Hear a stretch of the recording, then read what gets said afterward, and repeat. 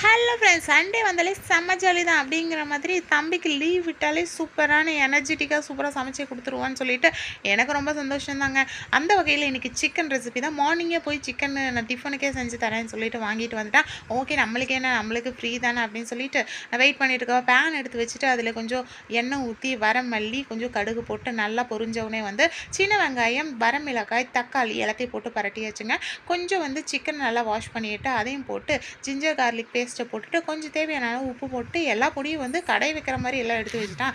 என்னடா பண்ணுறதுன்னா இன்றைக்கி எதுவும் நம்ம அரைக்க போகிறது இல்லைக்கா, கிரேவி தான் நம்ம செய்ய போகிறோம்னு சொல்லிட்டு மிளகாய்த்தூள் ஒரு 1/2 டீஸ்பூனு, மல்லித்தூள் ஒரு 1/2 டீஸ்பூனு, சிக்கன் மசாலா ஒரு 1/2 டீஸ்பூன் போட்டுட்டு நல்லா பரட்டி எடுத்தாங்க.